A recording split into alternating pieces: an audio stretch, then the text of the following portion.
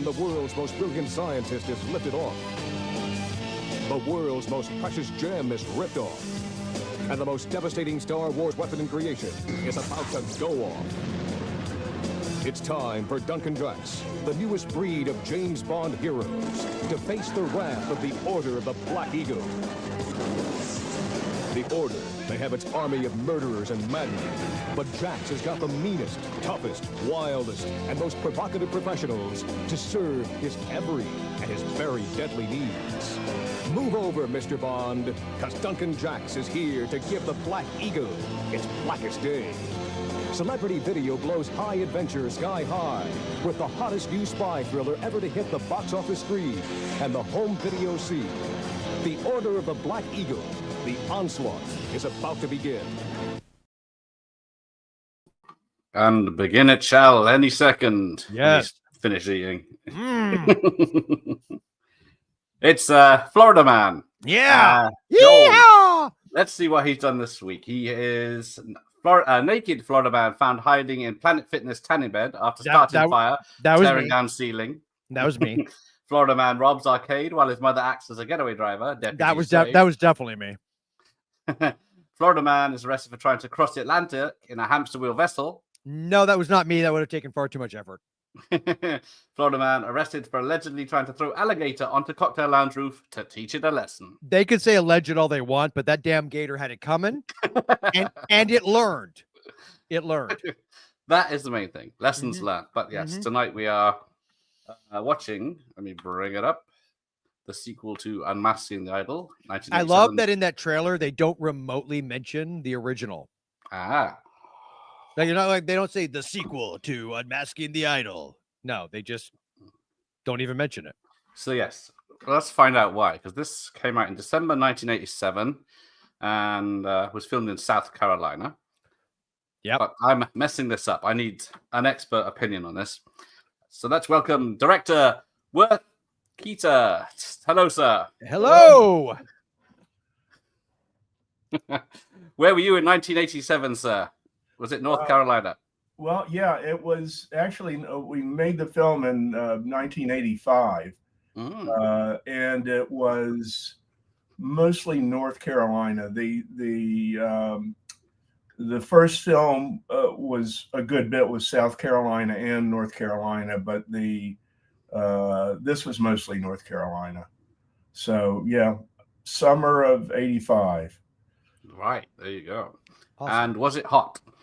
It was hot. Yeah. And of course our studios were not air conditioned, so it was just big fans and but you were still very hot and sweaty. Yeah. I'm in Florida, so I can relate. Yeah, they weren't heated either, so we had very cold winters with those big space heaters, diesel space heaters, and then summers were very hot. So I was very happy when I made the move to the West Coast, and that's because we're all air conditioned and heated. Nice. How did the monkey react to the heat? Was he happy, or was it making him irritable? Well, we had the baboon had an air conditioned van. He had this specially set up air conditioned van that he, was his dressing room on location. And we had one day we were shooting the polo scene and in Hilton Head, South Carolina, and someone from the ASPCA was out there and talking about we were abusing the baboon, and because it was and because of the heat, and the ASPCA agent said was talking about it, and the trainer Monty Cox said, "Well, he has an air-conditioned van," and the representative said, "Yes, but you take him out of the van to film, don't you?" And Monty said, "Lady, he's from Africa." Yeah. Yeah, it's a dry heat. Yeah. But let's start the film, and then we can continue our chat in the background. There we go. So yes, so as Francis here, this is the one with the. Did the stuntman almost die in this one? He wasn't. If you're talking about the stuntman whose head gets run over, he wasn't hurt that badly. He just strained some muscles in his neck. Okay, very lucky. But it was weird to watch and go, "Hey, did that just happen?" Give you a thumbs up and ready for the next shot. Yeah. So Ian's here. It has True Lies vibes in the opening sequence. Well, that was a few years later. Josh is asking, yes. Unmasking the Idol is legit fantastic. He rushed out to get the Blu-ray as soon as he watched it. What was it, last month now? Yes, I did the same thing. Vinegar Syndrome. I did. While we were watching it, I ordered it. It was fantastic. So yeah, he's also asking whether the main actor, Ian Hunter, didn't do other movies such as this. His background was actually more stage, and so the name Ian Hunter was made up for the films. His real name is Louis Dula, and he lives in Hawaii, so he's has a pretty nice life outside of the film business. So yeah, I get what you mean about they say the True Lies beginning, where it starts off in a mansion and then in Switzerland, and perhaps Cameron did see this. Well, Jim Cameron visited our studio a number of times and ended up doing The Abyss at the nuclear facility that we had in South Carolina. Ah. It is my privilege to introduce Dr. George Brinkman Jr. But yeah, when they whisk this guy away in a minute, was it the actual actor that got whisked up into the sky? It was. I'm trying to remember. I know the shot of him actually being hauled up on the cable was done with a crane and not with a helicopter. Okay. And I'm trying to remember if we had a stuntman go up on the helicopter or not. Yeah, it's hard to tell because it's happened so fast. But yes. So is the baboon? So the baboon's in this one as well, right? Yes. Okay, because I haven't seen this yet. So no. Is it the same? Isn't it? Wasn't it Typhoon? Wasn't that the name of the baboon? Yeah, Typhoon. Yes. Yeah, because Typhoon was the star of another movie I love called Shakma. And so was it the same one? Did you use Typhoon in this movie as well? Yeah, it was the same one. He had grown quite a bit since the first film, and had his fangs in by this time, and was becoming a silverback. So he was sort of like a little kid in the first one, and on this one he was a little bit harder to wrangle, but still did a great job. But he was more challenging than in the first film. Yeah. Well, hey, Peter. A couple years later, when they did Shakma with him, he was terrifying. Yeah, he the first film we filmed over Christmas holiday, and a lot of the people left town for Christmas, and the animal trainer came by my house with Boone the baboon. And we let him play in the front yard, and people were driving around delivering packages, and there was a baboon jumping up and down on my mailbox that got some attention. I bet. Yeah, the old man looks so bewildered when he's carried away by the helicopter, but yeah, it's good acting. But yeah, as Fran says, he misses stuntmen crashing through windows in slow motion. Yeah, you don't see that anymore. Because how many stuntmen worked on this film? And did they all just do the same several parts each? There must have been a crew of probably 15 around in there. Different things. I mean, some worked with the animal and different specialties. And we had an experienced stunt coordinator and team, and then they recruited some new people for the soldiers and so forth.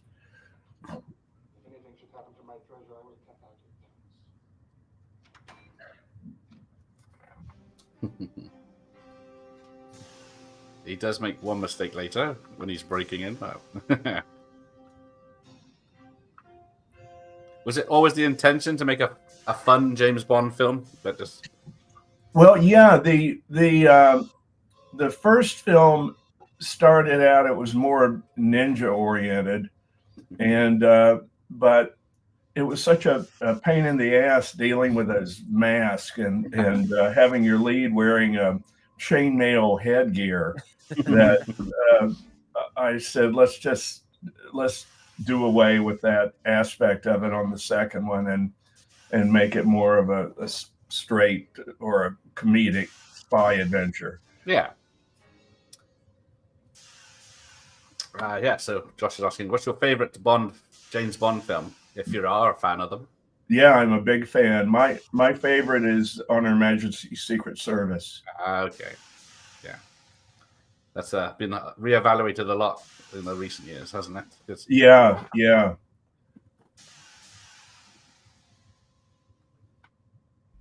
So did you jump at the chance to make a James Bond type film as well? Well, yeah, I didn't start out directing the first one. One of the first directors, there were several directors and only one actually started, but when I started, the director was Roger Vadim, Barbarella, and then he couldn't do it because of a conflict with Warner Brothers. And when I started, it was Leslie Stevens who created The Outer Limits, and they were not happy with the dailies at about a week into it, and so I took over then. Nice. Yes. Were there any plans for a third film? No. They it was. I think it was at a time that to sort of make it work out, you really needed some sort of theatrical and release, and it just the home video wasn't really enough to support the idea of doing another one. Okay. Yeah, because this one had come out, was it after The Living Daylights came out? So the other one after View to a Kill. Yeah, I think that was released as we were shooting this, actually. Okay. Was, yeah.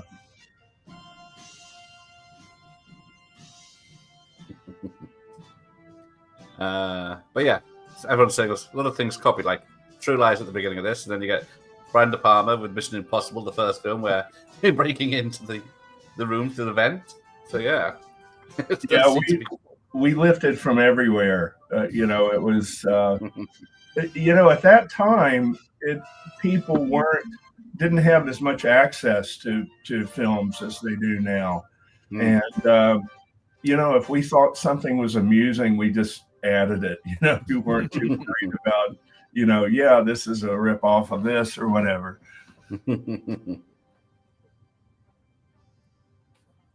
But yeah, he's even got his own Q branch, doesn't he?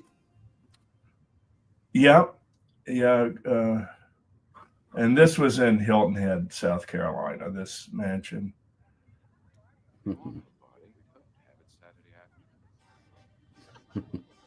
Making hell of an entrance. Was it?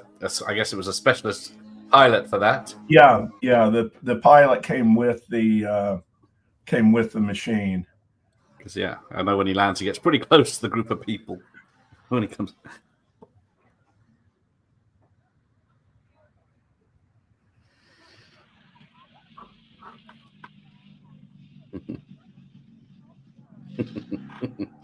His face says it all.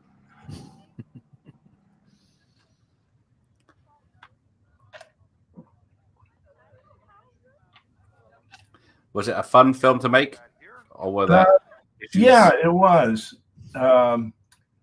We at least had the time to do it. Right. It wasn't like when I went to the West Coast. You had much tighter schedules, and you really couldn't have done this on one of those schedules. But here, because the crews were sort of in-house and we owned the equipment, it was just a different sort of setup that allowed you to take a little longer to make the film. Yeah. I love how the baboon has a tux matching the owner as well.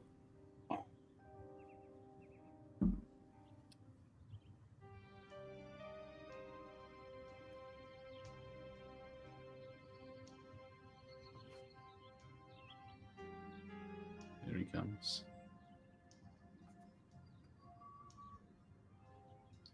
Yeah, I don't think either of these films got a release in the UK because I don't remember them coming out as much. But I did see that there is a VHS sleeve for this, but released by Fox, CBS Fox back in the day. I know Joel hasn't seen it as well either. Yep. After I watch this, I will have seen every movie that Typhoon the Baboon was in. What was the other film you mentioned? He was in, obviously, Unmasking the Idol, Shakma, and I think he's the baboon in the Cronenberg's The Fly. Okay. Yeah, and what Shakma. What was Shakma? So Shakma was 1990, I believe. It's got Roddy McDowell is in it, Christopher Atkins, Amanda Wyss, and it's basically these college kids are in a, I don't know, for lack of a better way of putting it, like a high-rise building playing some kind of very late 80s, early 90s Dungeons and Dragons-esque video game. And while they're doing it, Shakma, who they've been doing medical experiments on, played by Typhoon, comes back to life for all intents and purposes and goes on a killing spree. And it's wildly entertaining because obviously, pre-CGI. So Shakma is like attacking when the actor would be, the character runs behind a door.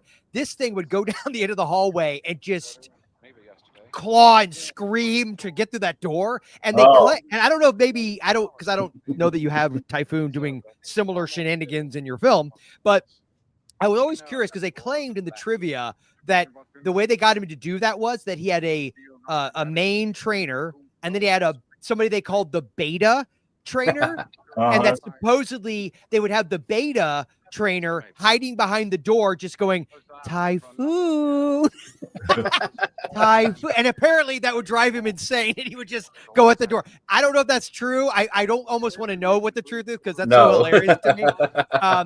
I think that's just a hilarious idea that's how you get Typhoon the baboon to just, because in that movie, if you ever see that movie, it is terrifying. I mean, that thing comes at you like, I mean, yeah, he could be terrifying. He went after me one day on the set because we were using red colored lights, which sort of freaked him out, and he suddenly didn't like me. And Monty Cox, the owner and trainer, was able to stop him on his way to me.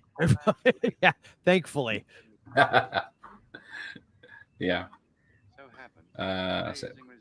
Ramon's here, so he hasn't seen these two, but he remembers your film Snapdragon, of course. All the lads that grew up in the 90s remember Snapdragon, of course. Yep. And Trapper Country War with Betsy Russell and Illicit Behavior. Right. Yeah. But yeah, there's no nudity in this film. I don't think. No, yeah. Sorry to disappoint you guys. But yeah, if you could get 90s Pamela Anderson and Betsy Russell in the same film. I just looked up I just looked up Snapdragon, and I remember that one too.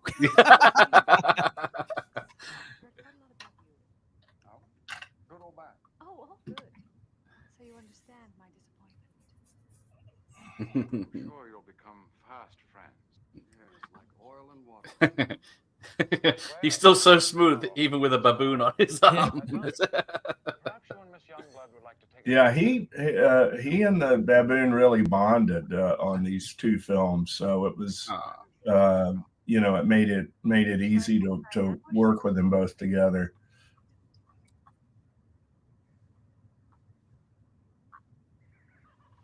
Yes, I imagine if they hadn't gotten along, it would have been a mess. Yeah, that would not have worked. A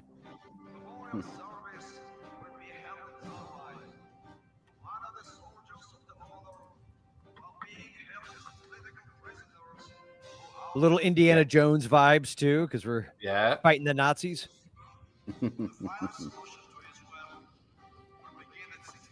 The best Indiana Jones movies are ones where he's fighting the Nazis. Yeah, exactly. I watched Last Crusade earlier today.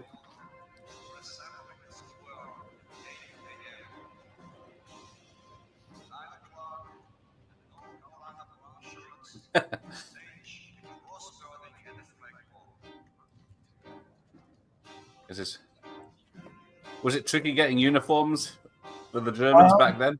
It's probably tricky now.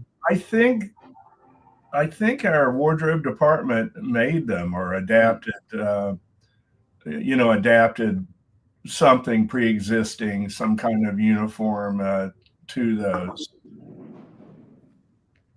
And this was a redo of this set from the first film. This is the room where the pool and the alligators were.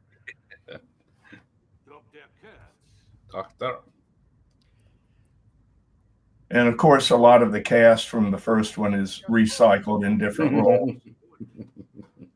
Well, why not? And this was shot at the Earl Owensby Studios as well, correct? Yes. Okay. Here for the first time from all over the world. Directors of the new order will be together in one room. All the people of the world will know that we are alive and strong. Yeah, I have formulated some plans that will Plans? You have plans? I will give you one final warning. All plans for the new order must emanate from me and be executed. Was Phil Behrens on set at the time, or was he hands off once the script was done? He was not on set for this one. He was for the first one, but for this one, he was not. Okay.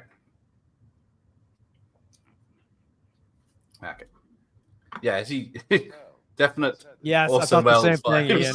I thought was thinking the exact same thing. Yeah. Was that intentional, or was that just coincidence? What that Phil wasn't there? No, that the actor looked like Orson Welles. Oh.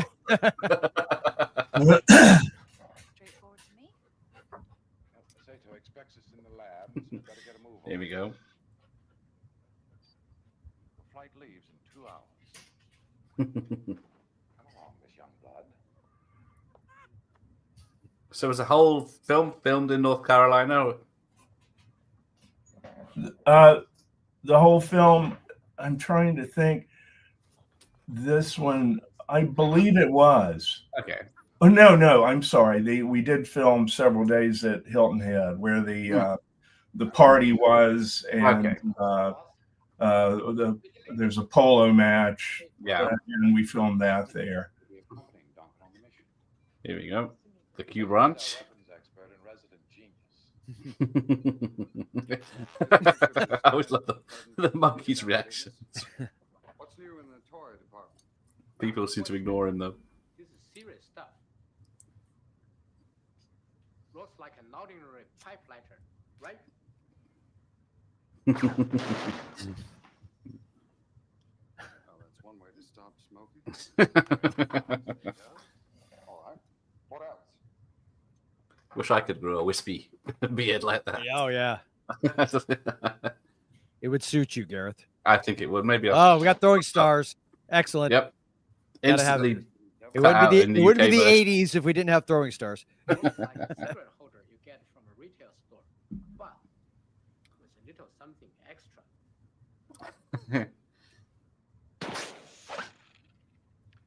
Ingenious, Sato.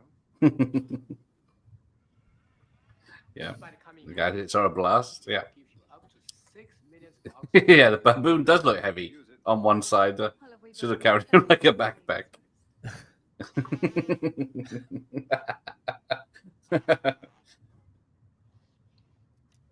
So how many takes did it take to get the baboon to do that? Oh yeah. Usually we would just, if he was separated like this at the end of the scene, we would just roll on him and let the trainer prompt him through things. Yeah. And, and finally this.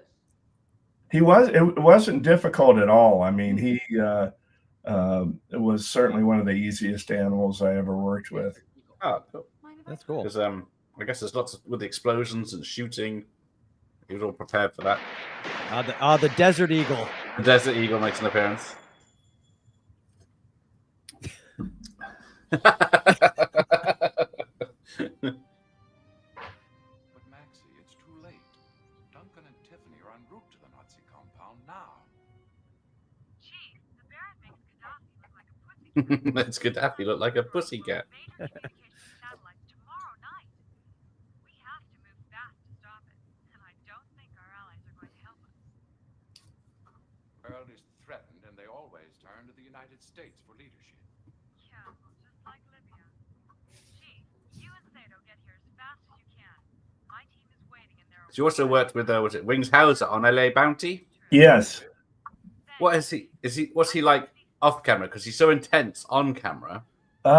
He can be pretty intense off camera. I mean, there's not that much difference between Okay. on camera and off camera.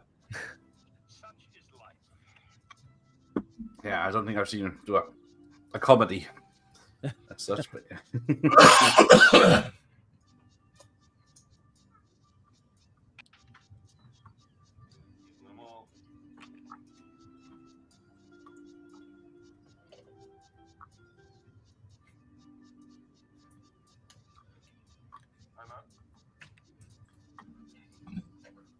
Now, you did a film called Rottweiler, also known as Dogs of Hell, in '83. Yes. I think I saw that way too young, and it gave me nightmares about Rottweilers. Yeah, that was our first 3D movie. Mm. Was that the red and green? No, 3D? the The other Polaroid. one. The Polaroid one. Oh, okay, cool. No, gringo. Think the part? She is mine. Uh-oh. So how many movies did you make at the EO Studios? Was it just the two? No, I think I directed 10. Oh wow. Okay. Cool.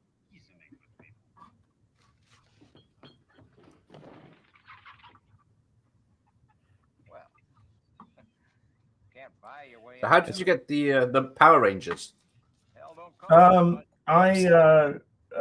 I first went to LA, I just everyone said, you know, you're really going to have to just about start over, you know.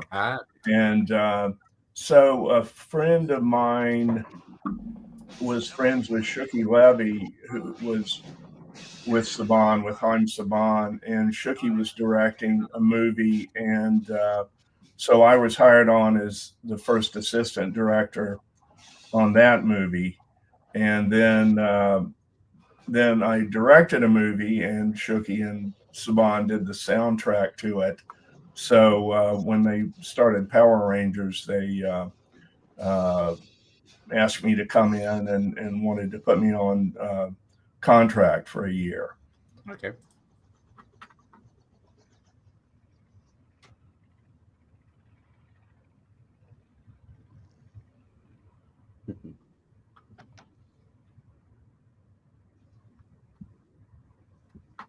Did anything change when filming helicopters, like in the 80s after the Twilight Zone episodes?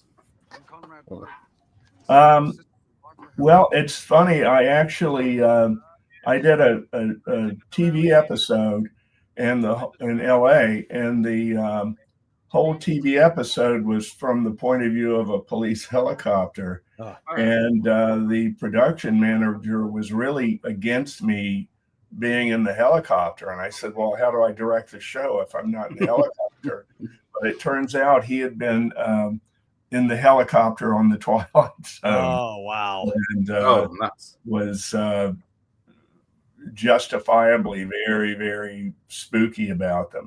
Yeah. Can't blame him. Yeah. Fans want to know, what were the budgets on these movies? Were they shot back to back? There were a couple of months in between, probably 3 or 4 months in between. Okay. And, I don't really know what the budgets were. We, Earl Owensby had a way of doing everything sort of like a line item veto. He would say, if you could build this or if you couldn't build this. And so they didn't have, proper budgets. Okay. But yeah, and sets, sets were, this set was, we use leftover sets from other films and adapt them. Okay. So this was in the Unmasking the Idol with a different dressing, and it was built for a movie called Hyperspace. Huh. I'm a scientist. I'm trained to work for the benefit of mankind, not its destruction. So kill me now and be done with it. Kill you now, Herr Professor? They're always kidnapping the scientists. Yeah, well, in this film, the scientist doesn't have a beautiful daughter, so that's. I was going to say, is that coming up? But yeah. Until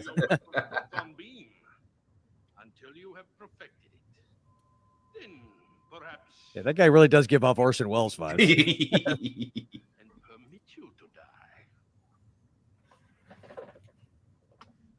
Sorry to bother you, Duncan, but I need a friend.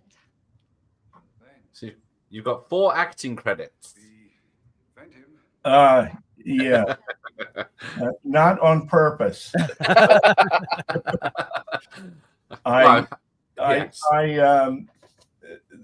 Starting out with on the Earl Owensby films, that sometimes you would just get drafted to play a part, and so I was in the film Death Driver. I sort of specialized as dim-witted deputy sheriffs.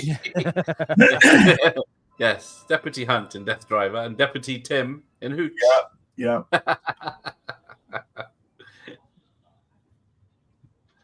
But then your boy murdered in courtroom in the electric chair. Yeah, that was very early on. So I guess I don't know a lot about the whole Earl Owensby Studios. In fact, a good friend of mine, Terry, it turned me on. I guess it was a documentary about him and how he did everything. So was the general intention to make it like old school Hollywood, that studio, like where everything is, like for lack of a better way of putting it, like almost like a factory system, like you're trying to just. Yeah, that was it, and a lot of the crews stayed on salary between films and would shift into other jobs, when films weren't in production.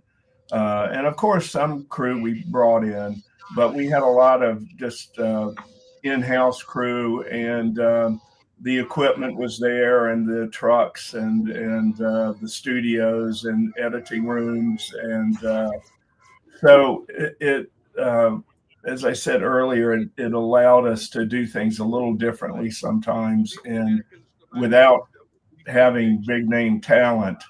For instance, on Rottweiler, because it took so long to make it, we weren't used to the 3D technical aspect of it.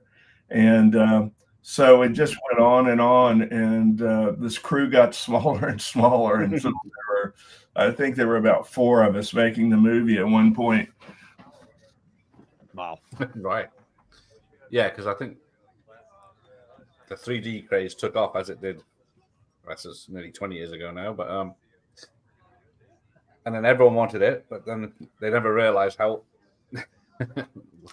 what a chore it is having 2 cameras. Yeah, and when we did them, it was before the days that you were able to technically sort of make them in post-production. You know, you had to shoot them in 3D. Tonight, we've gathered to celebrate the birthday of our beloved Fuhrer. Also, to celebrate the... Did they need a special projection back then to see the dailies and stuff like that? Yeah, we had the 3D lenses on the projectors, and had to wear the glasses to watch the dailies. It didn't give you a headache, did it? No, because we actually did it correctly, where most people didn't. And there was actually an article in American Cinematographer at the time where they said that the films that we made were the best examples of 3D out there. Cool. Because what is it? Yeah, Friday the 13th 3D just has like yo-yos and pop. The Crazy Ralph with the eyeball. Yeah.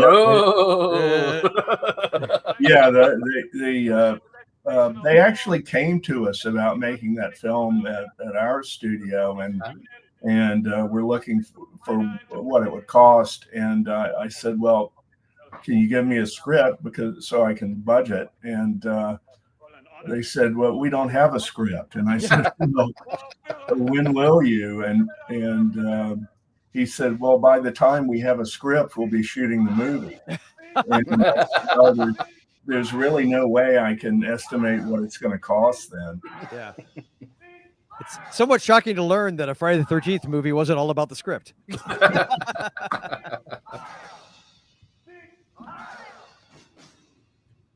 Well, they had their own problems. I think they shot for a week and then had to shut down for a while and regroup. They were difficult to make. They were very difficult to make. Yeah, they were doing one a year back then, weren't they? Just about, yeah.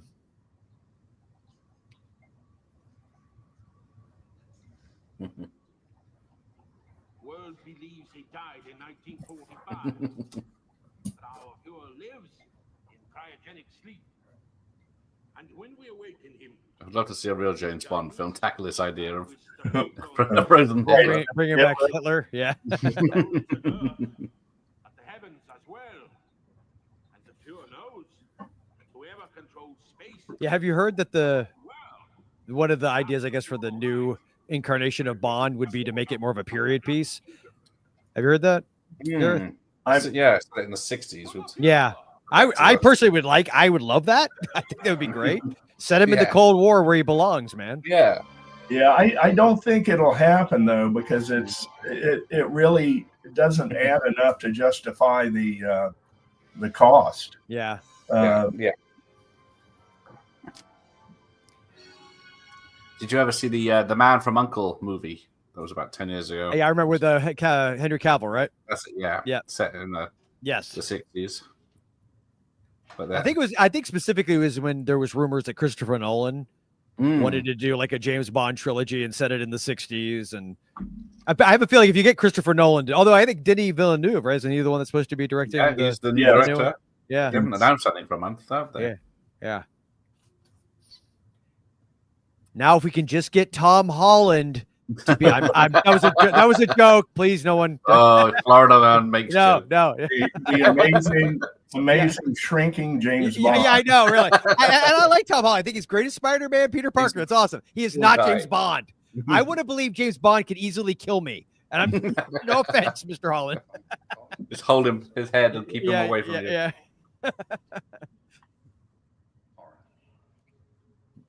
Yeah, you've upset Josh. I'm surprised it took this long, Josh. Well, yeah. Yeah, he's got the black shirt, the holster gun. Oh, there it is. Look at that. That's not a metaphor. Desert Eagle's not supposed to be a good gun anyway. Yeah, because I'm an expert. I think the recoil on them is yeah.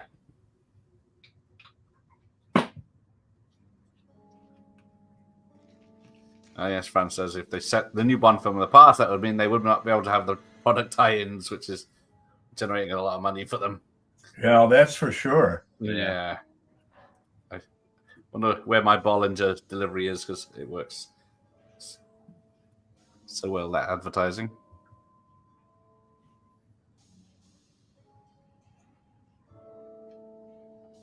Actually, I love these sets. I know it's from a sci-fi movie, but that's what I like. I like that mix. Yeah, mixing the sci-fi aesthetic in. It's cool.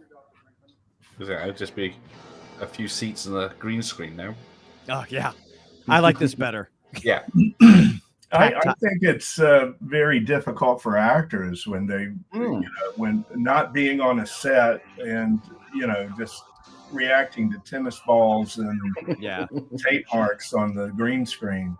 Yeah, especially if your costumes are green screen, your sets are green screen, and it's like just do this action scene. And you think, Yeah, I guess that was sort of, is that the volume? Is that like the idea behind that? Like at least you can see the volume where you're supposed to be. You're kind of at least got the and for reflections, and the reflections are all in the right places. Yeah. And, yeah, it's very tactile. I like the same with film grain and good cinematography. Don't get much of that anymore. The stunts at the end of the first and this one are pretty epic and wild. Were they hard or fun to film? They at the end, the raid on the compound, it took a long time to set up each of the sequences because it was summer, so the nights weren't that long. Right. And it took place at night. And so to rig all the explosives and the stunts, we would get sometimes like 3 major setups in a night, covered with multiple cameras. And then the sun was up. So, yeah,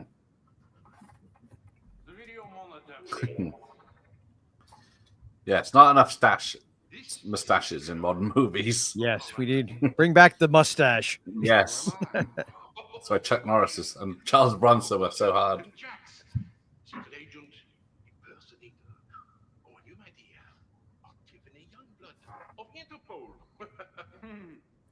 Yeah, Franz misses magic hour shots of movies. They just don't have the patience anymore. Yeah, I love magic hour shots. It's I think the only one that's ringing a bell now is in La La Land, where they filmed it at Magic Hour and had to do it only like one shot a day because it didn't last long enough, and then filmed it over a week or so. I can have compassion for the other lady. Dr. Kurtz can be a cool man. With your permission, Herr Baron, I will question Duncan Jacks. Who I saw how you persuaded him moments ago.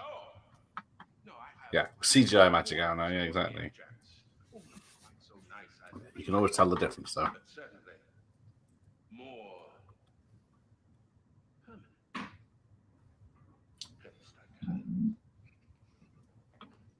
Well, I grew up thinking as a kid watching Westerns in the movie theaters that it never really got dark out west at night. They did so much day for night.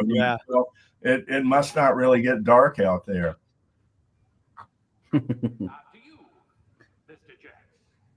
Did you use much day for night in any of the pictures you shot? No. In this one, the scene of the little ultralight airplane landing was sort of a sunrise shot, so we could get enough exposure to see it. But I genuinely preferred the look of of real lighting at night.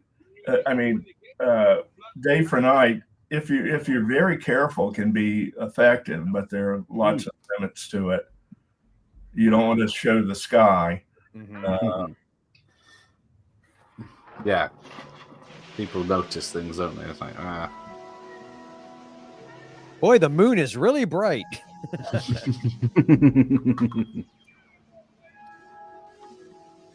Now, you said you were assistant director on The Master with Jet Li in '92. Yes.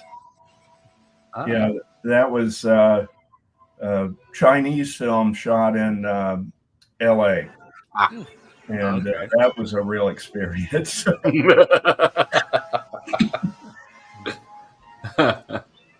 Because it's Hark Soo was the director with Jet Li. Yeah, Troy Hart. Yeah.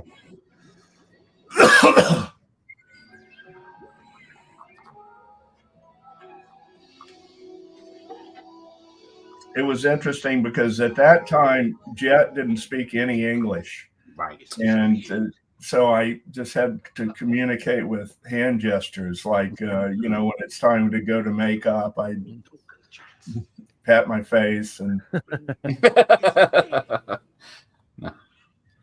trying really hard not to send the wrong signal because he can easily take you out. Yeah. Oh yeah. Josh says you worked on. He was actually very cooperative. I mean, because even at that time, he was a big star in China.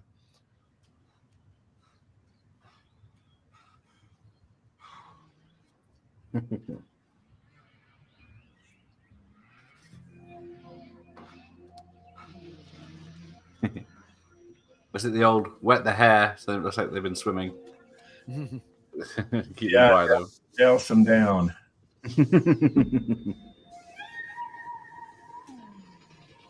Yeah, Josh says you worked on VR Troopers and Beetleborgs, which are two huge parts of his childhood as well. Yeah, I did. I did 4 different shows for Saban. I did the Power Rangers, VR Troopers, Beetleborgs, and Masked Rider.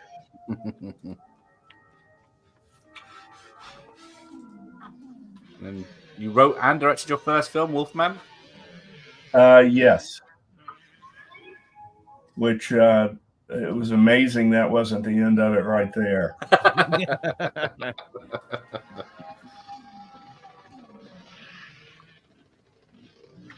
There you go.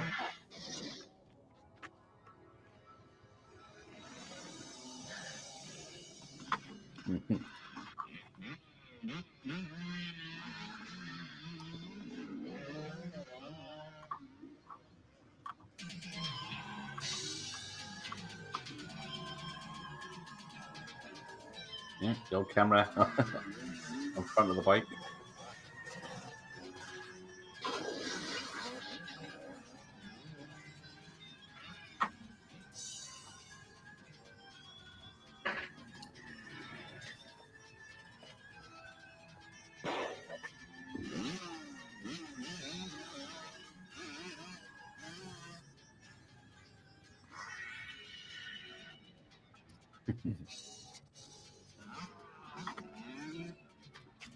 Is it the old case of put a motorbike helmet on him and then you can get away with a lot more stunts of the character? Oh, yeah. Ouch. Heads up. Yeah, I just said stop. There's no gore in this. Yes. Where is the baboon? I hope he's okay. I don't think he'd react well to most bike chase. He's chilling in his air-conditioned trailer. What are you talking about? So Earl Owensby was actually the lead in Wolfman. I was just looking at that. Yeah. Is that the first movie, I presume, then, that you made? That's the first one I directed. Yeah, but I worked on several before that. Oh, okay. As I started out as a grip electrician and became an assistant director and assistant editor. Yeah, worked your way up to jack of all trades, writer, producer, assistant director, editor, sound mixer, camera operator, special effects technician, stunt driver, grip, and electrician. Allegedly. Everything but wardrobe. Can't so to And save I always just tell I tell the wardrobe people, I don't know anything about it. You decide what they should wear. And uh-oh, get out of this one. Oh, boom. Nice. Hey, take him out. It's one of those 80s motorcycles. Yes. They explode. They really explode. So you did the special effects on death screams. Yes. I remember that.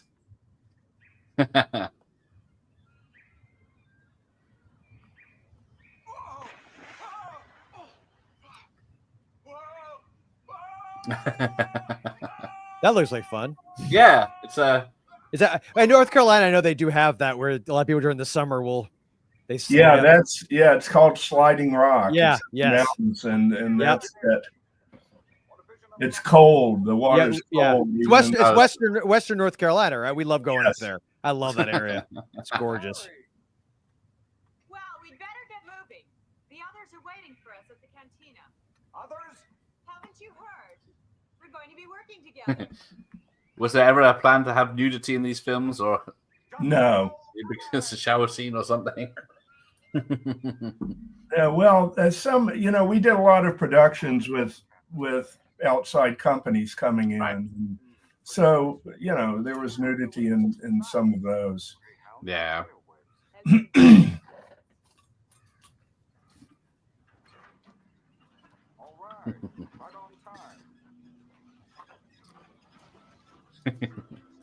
So, yes, Michael Myers, who says you did SFX purchase on the Video Nasty in the UK Axe, which is probably missing.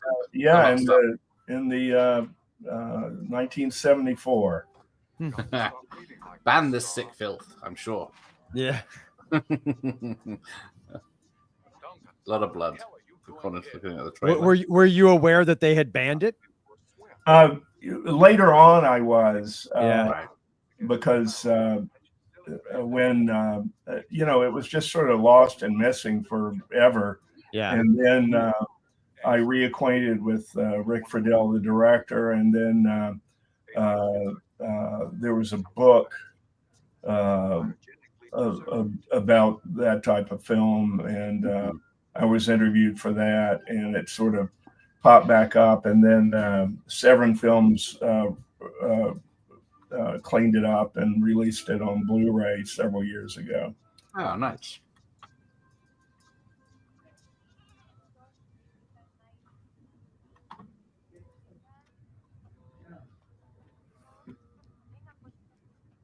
Here we are.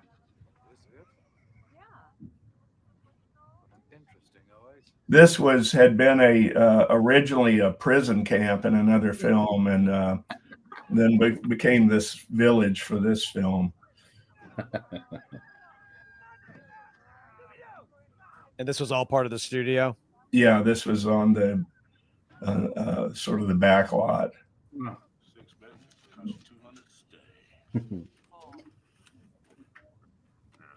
Got baboons and parrots. Yeah, and a monkey in this scene, I believe. Yeah.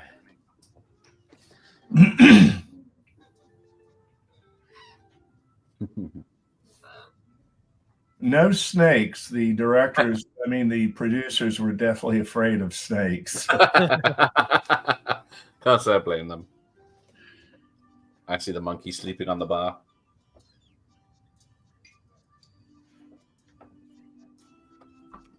Franz has noticed the crane shots, which they tend to cut around them now. Or just use drones, I guess. Yeah, it's a bit too over the top when they use drones. I do feel like drones are so. I know that if you used a helicopter or crane at this point, people will probably just assume it's a drone.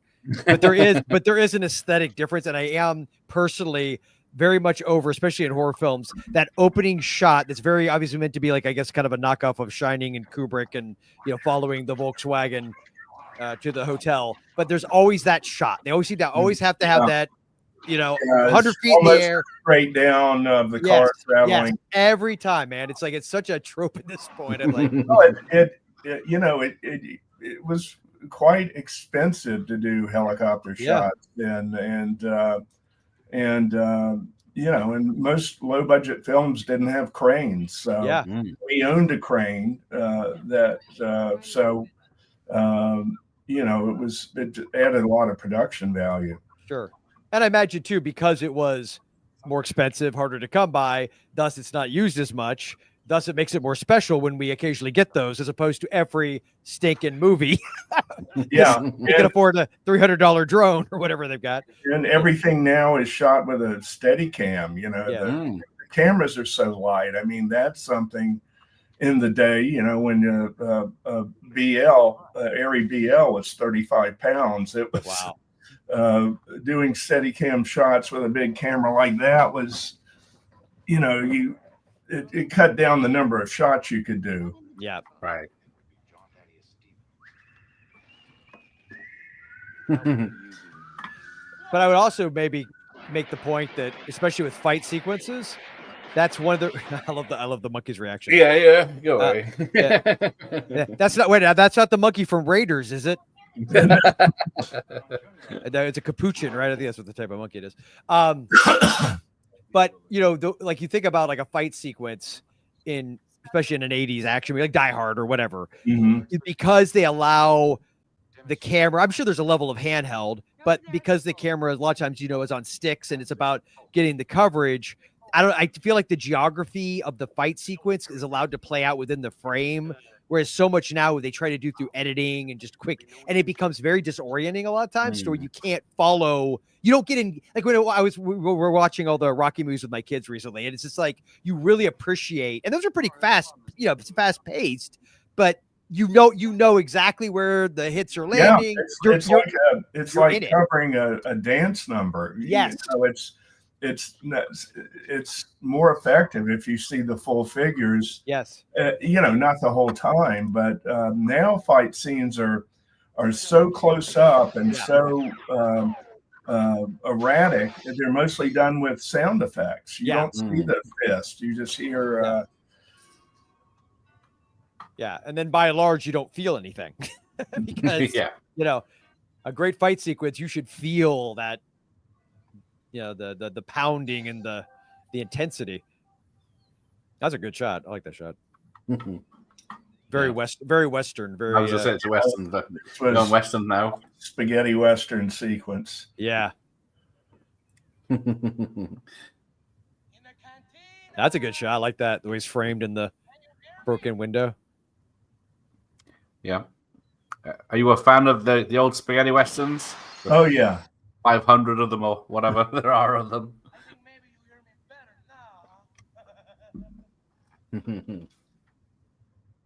Yeah. How's he going to get out of this one?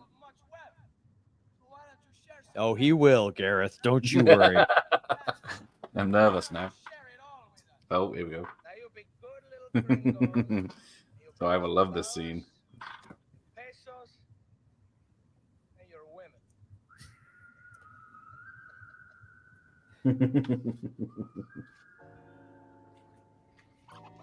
I bet you love doing this scene. Yeah, this was probably the most fun I had in the film. Yeah, and it wasn't in the original script that we had part of the exterior built, and then they liked the exterior, and they said, "Well, let's create a sequence." And so we built the rest of the town out, and this scene was added in the middle. In the original film, they just sort of rode up on the bus and went into the cantina. I like it a lot. It's very. I love the visual aesthetic of the whole thing. It's really cool.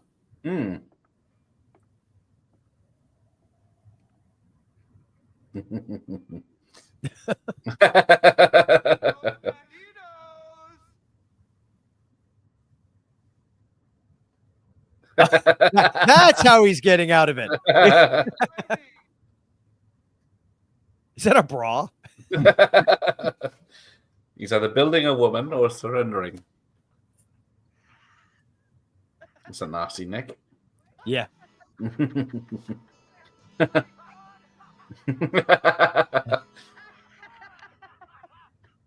That's how you distract someone.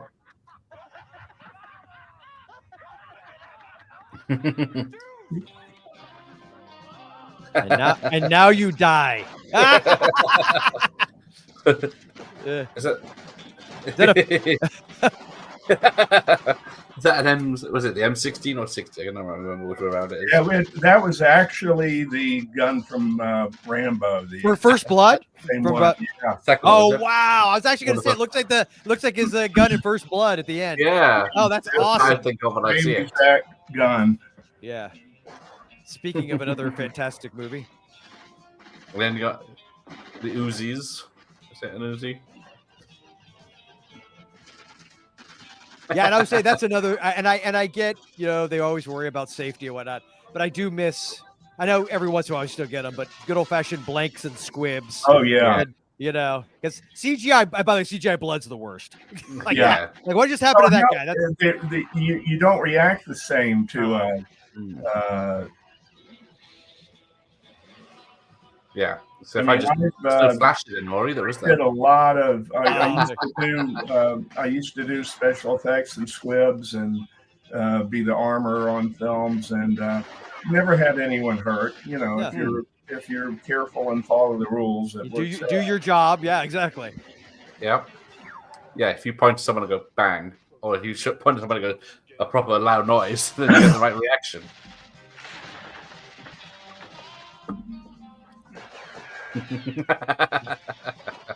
But see, because it's all, and I say when that it's really happening. Obviously, it's movie magic. But the fact that it's all tangibly happening in the world and it's tactile, it's just you're way more engaged as a audience member than when you kind of feel like you're just watching somebody playing a video game. You know what I mean? Yeah. Good old high fall. Like you just know intuitively that was a real guy who fell off that building. Or maybe he's a dummy, but either way. That was a real guy. Yeah. Who's going to clean up this mess?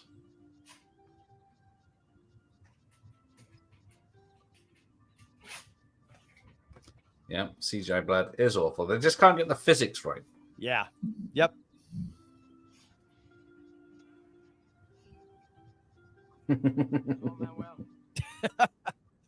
I love that he's trying to. He's mirroring everything the other guy does to try to be cool, and it's not. Poke you in your wound. Oh boy, yeah. Being in Florida, I've been through this one. Yeah, when I grew up in Wales, there's always mud. Wet ground, mud. Yeah.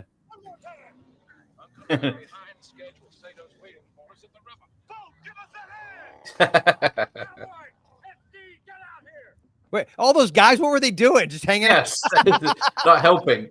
Hey guys, if you're in such a rush, you might want to get. Good Lord, we've been back here for 3 hours pushing, and you guys have been. Yeah, I don't know if more weight inside's better or not. Yeah, but pushing it. 10 people pushing it though. I think you're going to do a little better. Yeah. Now there's nobody inside. There's nobody inside doing the accelerator. Here you go. The other guy was pushing the lady more than he was pushing the bus, though. Yeah. Was there nobody in the car? Was there really nobody in the? That's funny. Guys. Yeah. Okay. So my little I was being a bit of a smart ass, but it turns out they actually did. They're not pulling that one out. Nope. We'll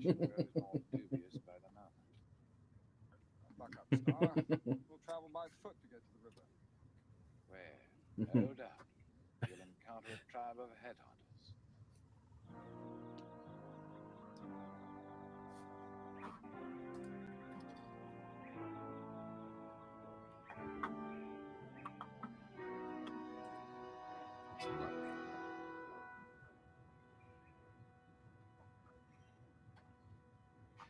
So you watched the Tales of the Third Dimension, which is a horror anthology in 3D. Yes.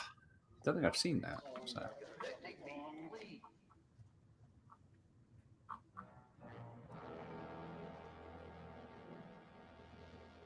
Now, has this one gotten the vinegar syndrome treatment yet, or any I think other? it has. Still, the proton beam is not operational. Why? I think it's on Blu-ray, but I don't think it's a special. Okay. I think the Unmasking the Idol has, but I bought it when we were watching it last time. I loved it. So you can get this as a double bill with a Sergeant Clarin, Bullet for Your Head. I don't know that one.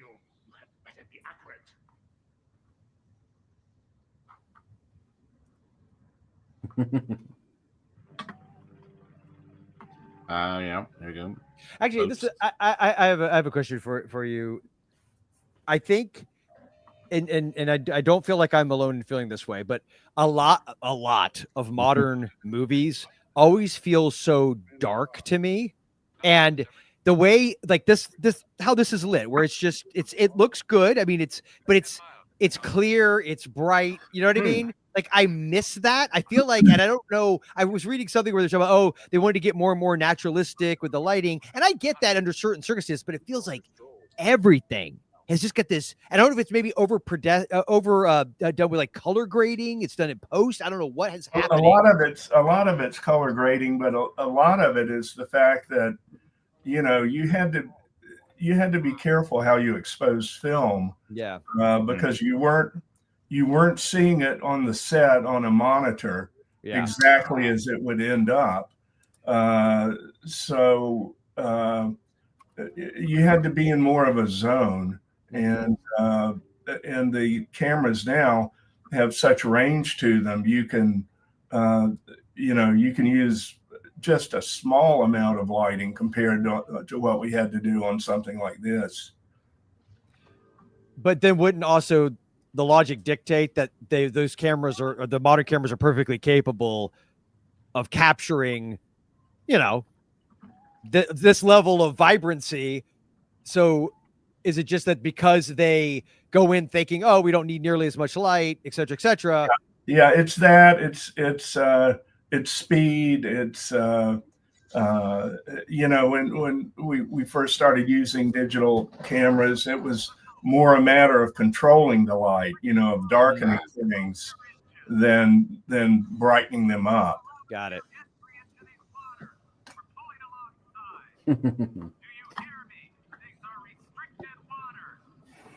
This is the Apocalypse Now sequence. Hey. Oh, there you go. Nice. Airboat. After them. Or hovercraft. Is it hovercraft? A hovercraft. Hovercraft. Yeah. Okay. Oh, yeah, baby.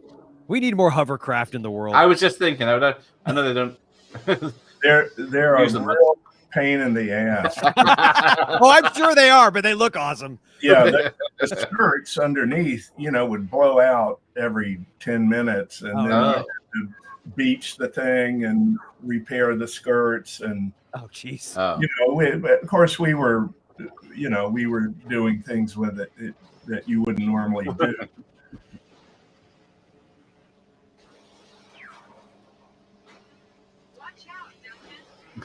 Yes, watch out. I'm trying. She might, yeah. Oh, she shot the cameraman. She's a good shot.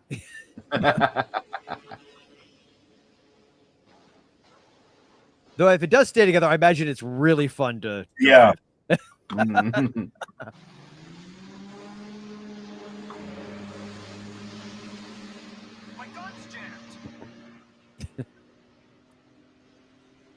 One of those American guns. Yeah.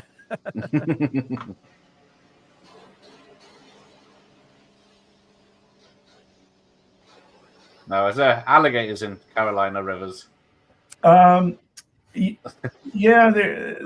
especially not like South Carolina or Florida, but occasionally you get an alligator in a lake.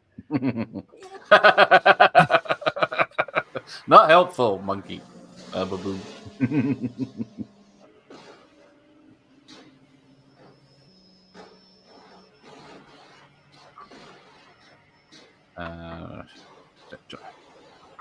I read recently a lot of indie filmmakers don't even bother color grading because they think it looks more real, and it ends up. Yeah, I agree with really Franz. It does look very flat.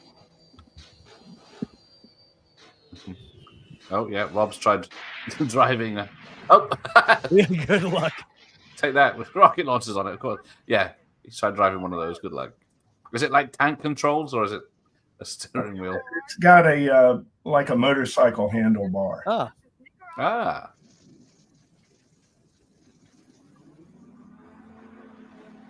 Yes, the baboon flips the bird better than Clyde. The monkey really does mean it. Baboon. Do they even still use bounce lighting in modern movies? Just for the old movies, either were hard lit and things got softer in the 70s and 80s, but the way films now everything looks processed. I agree. Yes. And it's not like you couldn't do the other thing. You know what I mean? It's not like somebody banned it and you're not allowed to.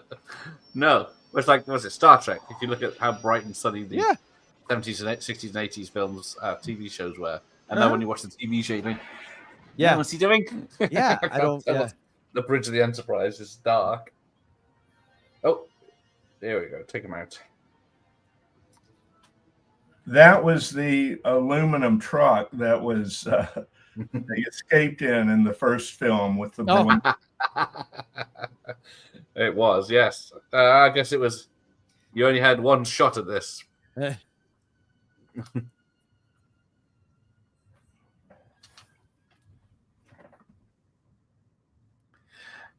Yes, you worked with Joan Severance. In was it illicit behavior? Yeah.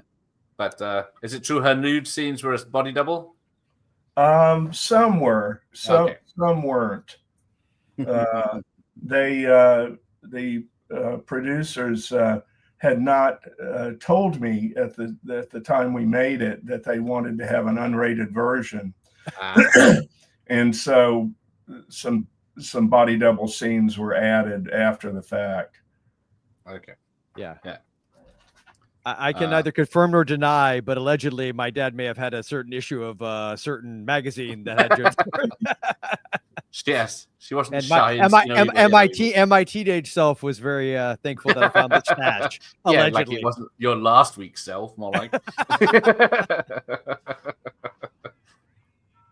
Yes.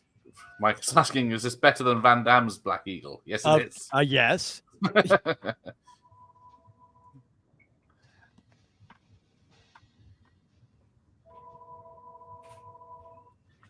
Here we go. Coming up for the big battle. Guy kind of looks like Chuck Norris a little bit. Yes. Or David Carradine. Oh, yeah, maybe mesh them together. Yeah. Oh, yeah. They got old pop open rocket launcher. Oh, yeah, baby. I'd love to use one of those one day, but yeah. Are they on eBay? Possible. Yeah, those were Laws rockets. Were really disposable rockets, but we get the tubes and rig them with explosives.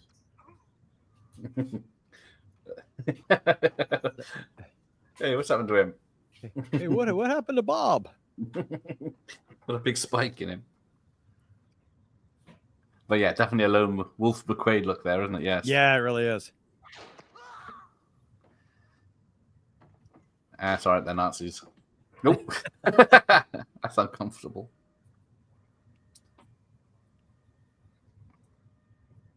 It's the first time he ever killed anybody. He's having to process. Yeah, I'm not sure. Telescope on a on a crossbow. I guess you could. But if you got to account for the drop as well, haven't you?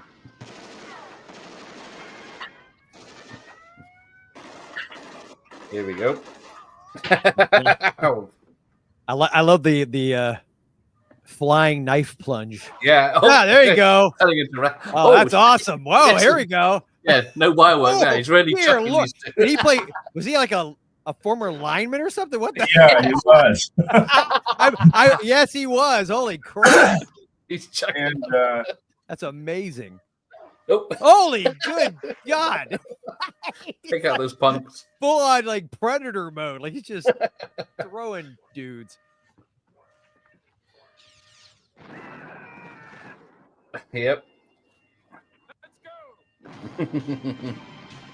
Oh, look at that. It's There we go. beautiful. Real explosions. Oh, beautiful. We got to go to a private fireworks display this 4th of July. And honestly, it was the greatest thing ever because the guy who runs it has a pyrotechnics license. And so he had like a gas bomb thing he set off. It was beautiful. It was absolutely amazing. Yeah. Oh, there you go. That's real, man. That poor A dude someone getting did chucked that. into a barrel. Look at this. Real stuntman. Oh, Yes, real explosions. so great. Oh. Honestly, what I love about movies of this era is how like you get the genre blend. You know what I mean? It's got a little sci-fi trappings, action, humor, western. It's got all of it. Yeah.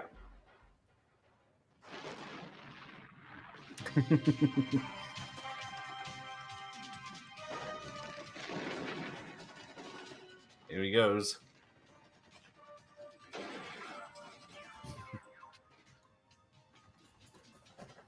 I just bring the big dude with me and have him run up ahead. Yeah, just chuck people out of the way. Because the LA football rules got a blocker and head for the end zone. That's right.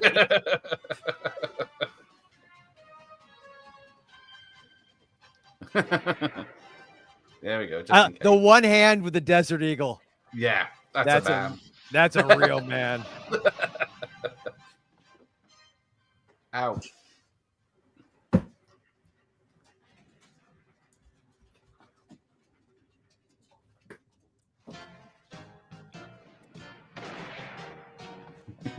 Oh yeah, go.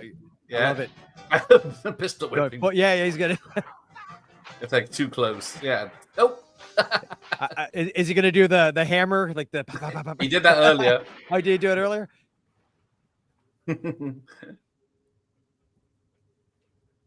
Pilgrim. Hey there, Pilgrim. See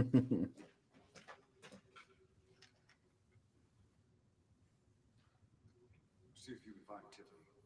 I'm going after the barrel. Titley. Titley. Well, that's a little on the nose, isn't it?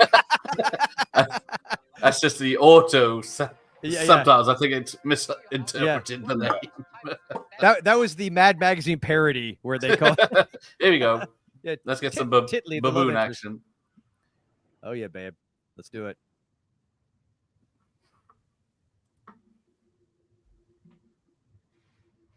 Is there anything more wonderfully 80s than a beautiful woman carrying heavy artillery? Just blowing stuff up. God, Yeah. I miss this so much.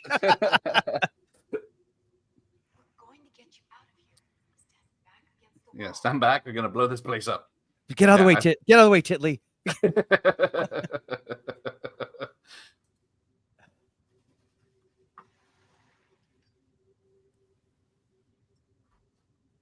There you go. It's on. Dun, dun, dun, dun, dun. Yeah, it's...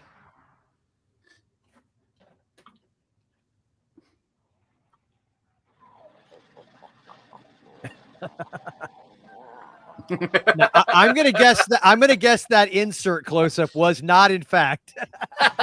It is Dr. No's dragon. I feel like that might have been somebody wearing a baboon. No, it was the baboon. Was it really? Yeah. Nice. That's amazing. It looked like an actual human hand doing the. Oh wow. I love he's like just chewing. Yeah, he's just chewing it. Yeah, that's rock. Yeah. Come on, Jax. I'm waiting on you.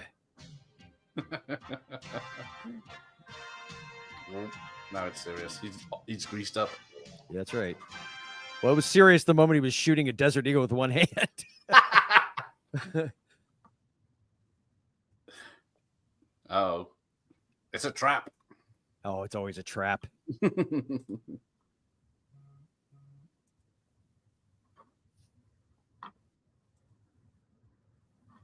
He's the baboon equivalent of Bart the bear. Yes. Mr. Jack. Big bear. Big bear Bart. chase me. Bart the bear. We didn't have to throw it that far. Yeah. You stupid fool. Can you get a desert eagle in black? Hello. Yeah. Don't you understand? Okay. I don't know. Destined to rule. I was asking Florida, man. I You should know. Tyson would have known. I don't know. Oh, where's Tyson? Oh, you caused us Where's Tyson when you need He's him? lost. Spending time with his family. The proton beam is set to Oh. fire in 15 You know The what? stunt is I'm coming wondering up. if this is only in Blu-ray in your neck of the woods because I'm only seeing it on DVD. Ah. Mr. Jax. Well, I will still order it. I don't care. Might be out of print on Blu-ray at the moment. Yeah, it's that Sergeant Claren Bullet for Your Head double feature.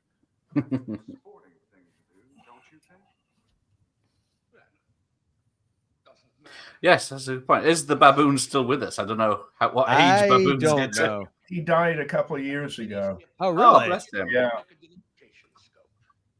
Yeah, I don't know what the lifespan of a I guess. baboon is. 20-something years? 30?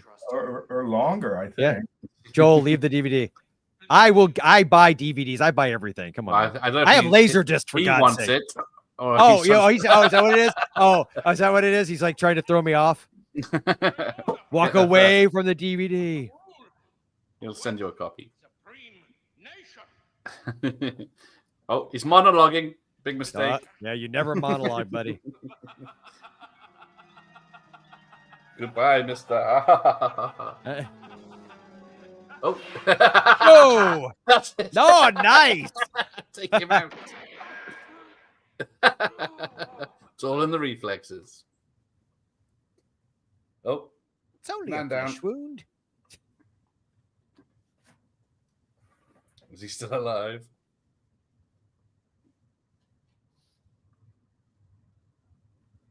We're gonna Uh-oh. find out. Yeah, he had a good innings. If he was a few years ago. Oh, now Michael Myers is getting in on the DVD buying. Someone's going to win it. Nope. He still could come back.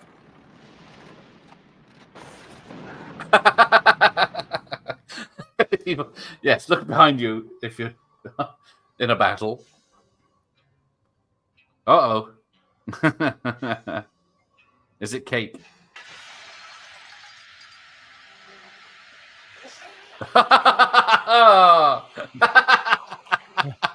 Oh, there you go. Sorry there. Yeah. Adolf. Defrosted him too quick. So See, who did that? so, special no, effect? Tarantino saw this and thought, "Inglorious Bastards." Yeah, it's I could.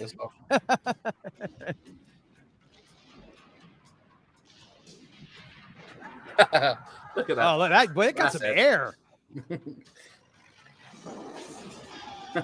See, Look he at was that. in the explosion. Now, is that the same shot from earlier, but from a different it was angle? reversed. Yeah, reversed. Nice. I probably would never even have noticed it had I not been so impressed by it the first time. Yes. Oh, here he goes. There you go. This Snapping guy, backs. that guy's great. Oh.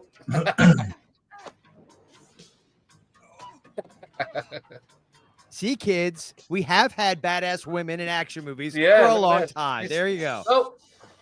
Ow. No, that's freaking. Yeah, now he's bad. going. That- okay, this literally, I want that as like a poster for my wall. Taking out the trash. Yeah. Oh, watch this.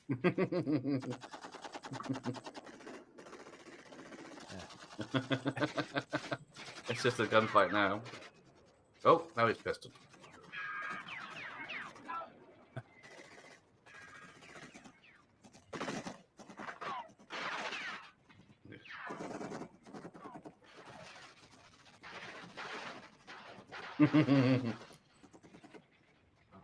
hold of this. There he goes. Oh, here we go. We got There we go. Got a proper fire. Fire stunt. Oh. Blown up and bounced. Cover me. I think he just shot him. Good Lord. He's getting close to the flames. See, this is how you do it. By the way, you also got to love 80s PG. Yes. Now everybody be like, oh, this is far too much. This has got to be an R. Yeah, No. I guess. This is why we were of a tougher sort. Well, you say that in the UK. Oh, that's true. Never mind. I was only referring to we Americans. Yes, the Americans. We got to watch no boobs, but by God, we got to watch blood. Oh, yep. See, it's an 18 over here. Oh, what? Is it really? Yeah. I think someone mentioned earlier, but I forgot to check. Yeah, when it was released in 1988, it was an 18 certificate cut by about 10 minutes by the look of it. Wow. Even the trailer's 18. Good Lord. That's how we did it back in 88. Oh, here we go. Watch the dude's hands. Oh, I see. Now it's your turn. He looks like Joe Don. Is it Joe Don Baker from Walking Tall? Yeah, Yeah, he got a big wig on him. Yeah. Oh, here we go. Uh-oh. Uh-oh. Oh, Marley. And, now he's Chris Elliott in Scary Movie 2. It's a baby hand. My hand. My hand. How do we stop it, Doctor? Yeah, never mind him. How do we stop it? Destroy the barrel of the gun. I'll open all the controls. Yeah, it's a PG in the States and an 18 certificate here. So even The UK is just silly. 18, it probably would be a 12 now if it was reevaluated, but yeah. Sounds more hardcore if it's an 18, I guess. But you want it uncut. Uh-oh. He does look like a slim Peter Boyle, the scientist. Oh, yeah, he kind of does, doesn't he? Oh, there we go. Vengeance. Oh, he's not stopping. Vengeance is mine. Yeah.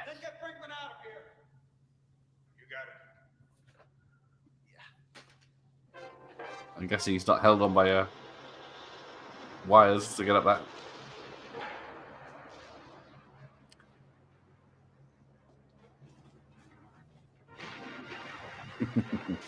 It's a time now, right? There's some, like these explosions are significant. Yeah. You weren't messing around. I guess you got the whole fields to play with. Oh.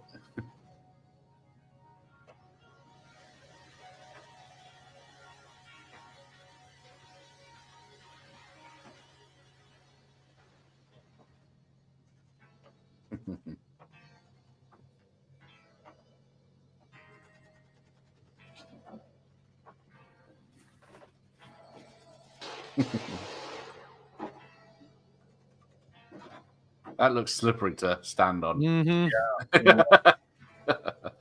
Stand on the rivets if you can.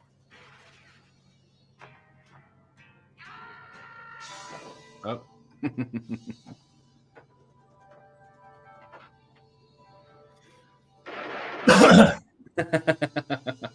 Nice. What was earlier, Gareth? We talked about the guy who I guess got his head run over. That was this movie, right?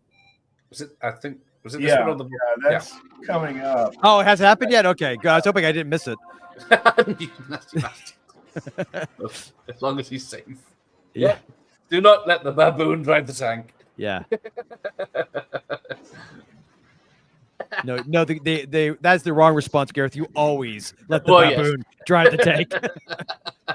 As long as he can differentiate between the good and bad guys. There you go. That's there you go. Slide down it. Nice. How was that constructed? Was that it was an aluminum ship from another movie, and then we came across a lot of stainless steel, so it was clad in stainless steel. Nice.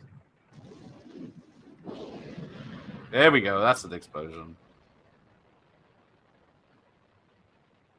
Is that one you've felt the heat on standing a mile away from it?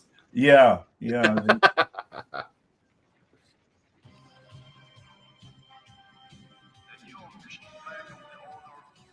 Oh. Oh, yep. There we go. Dynamite.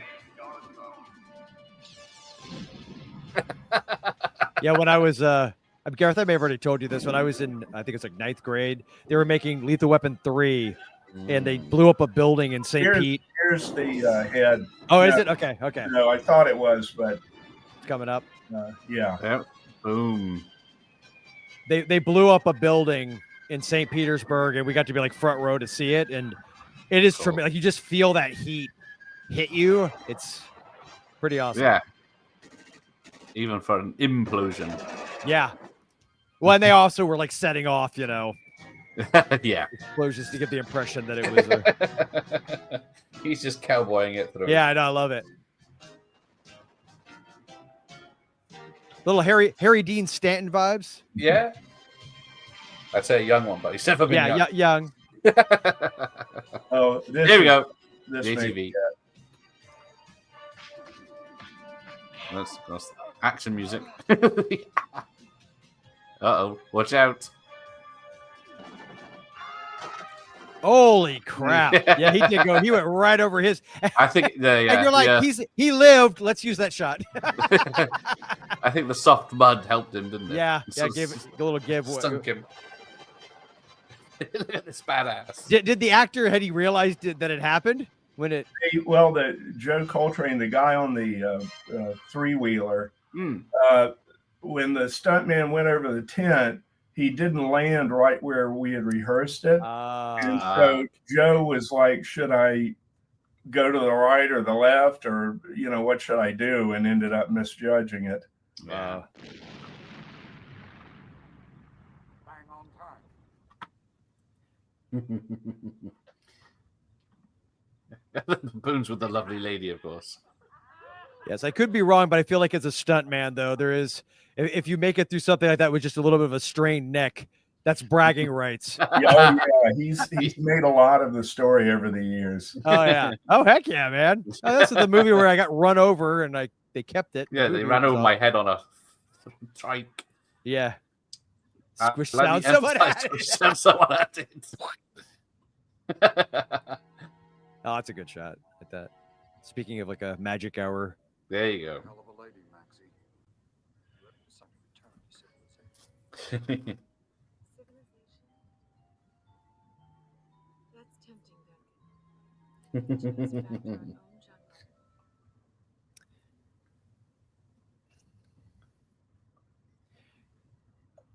And let it be known, no one beat me to it. I managed to get that DVD ordered. I am now the proud owner of this Luckily, movie. it's not a bidding frenzy. Otherwise, to be fair, it was through Amazon. It was like a used copy on Amazon. Okay, there you go. Okay. Here we go. Talking of putting something on eBay.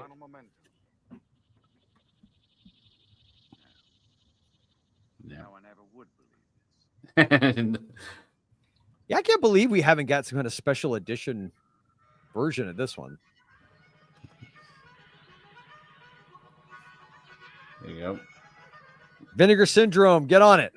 Yeah. Why do one and not the other? I don't know. Is it a rights issue? Because do you know who owns the rights to these films? I don't know anymore. Yeah, because I guess studios get taken over these days. I don't think it says anywhere. Well, it's getting a little crowded up here. Shall we step out for some air? Ah, yeah. So the UK version was cut by 13 seconds, which is probably the throwing star, and it's still an 18. Yeah, you guys have a hang up with like nunchucks and throwing stars, don't you? Yeah, it was like nunchucks, even bow staffs in some cases. But yeah, that was. Yeah, I remember being 9 years old and like all my friends and my cousins having nunchucks. And my cousin had throwing stars. I just knew I'd hit myself in the face with it. Oh no, we did. We totally did that. Yeah. Yeah, that's why. We also didn't shot in it. the We UK. also shot at each other with BB guns. So I'm a child of the '80s. Yeah, how many of those are still in you? Actually managed to get them all out. We're good. Uh-oh. So yeah, we got everything in here. We got boats, dirt bikes, ATVs, Tank driving tanks, baboons. balloons. What the hell are you doing? I think he's attempting re-entry, sir.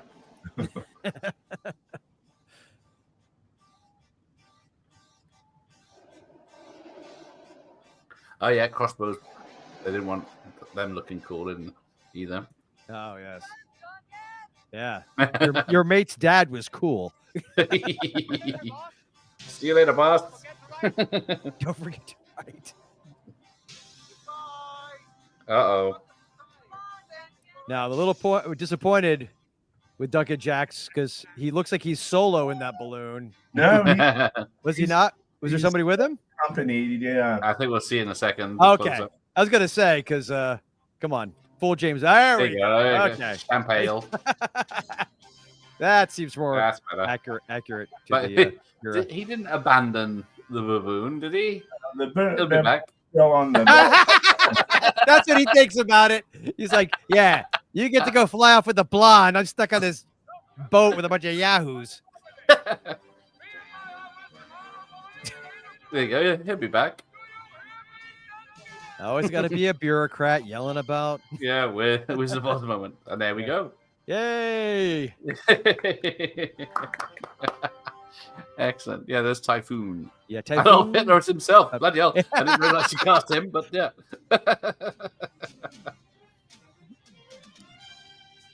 There we go. That was a lot of fun. Yeah. Using members of the Order. Stunts. Here we go. Is it going to be a longer list of stuntmen than cast members? Yeah, yeah.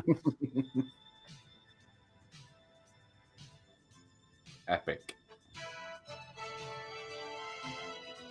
Right. Also, the glory days when credits lasted a reasonable amount of time. Yes, not 10 minutes. Yeah, when visual effects became so prominent, that's when the I know went on forever.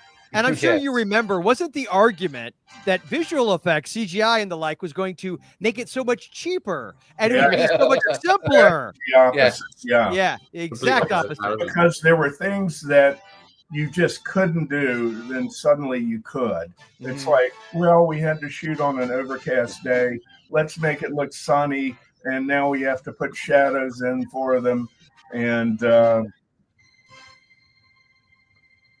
wow. Yeah, I mean, there used to be the thing where if you were in the industry, you were obligated to sit till the end of the credits. And I gave that up in the 90s. Yeah. And it's sort of, these are going to go for 15 minutes. Yep.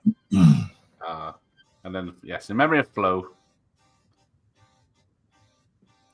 Yeah, as Ian says, they don't make them like that anymore. Exactly, which is a shame because they could make them. I was gonna say they could, and they probably would make a decent amount of money because because goofballs like us would buy it up. There you go. That's great. Well, thank you for making that movie, Mr. Keeter. Thank you. It's been interesting to see it again. I haven't seen it in a while. Yeah. Oh, cool. Right. Well, we'll wrap this up. Yeah, more's the pity because what's it? The that ballerina film cost like over $100 million. Yeah, and didn't make its money back to my knowledge. No. Well, it could have been. It's spectacular because it. Yeah, this was certainly under $3 million. Yeah, probably $2.5 million. Yeah, which is what, like 10 to 15 million now, and then. I don't even know if it'd be that high, would it? Well, for inflation, I guess. Yeah, no inflation. I don't know. It'd be 6 or 7 now. Yeah. You would if it got some kind of theatrical, it would have made its money back. Yeah. That's the Blumhouse model, right? Make a movie for $5 million and it makes 25 or 30 and you're good. Yes. So Ian's saying it's fun having the director on to provide an insight to one experience. That was really cool. Very cool. And sorry to Josh for keeping it a surprise. That was awesome. Yeah, there we go. That was friends had fun. So did we all. Excellent. So yes. So thanks for Mr. Keeter for turning up for this. You're welcome. Good meeting everyone. Nice to meet you. Yes, thank you. Right. It's almost midnight here, so I'm going to get ready for bed. Okay, take care, guys. Have a wonderful weekend. Yes, thanks everyone, and we'll see you next time. All right. We'll end with this. Stop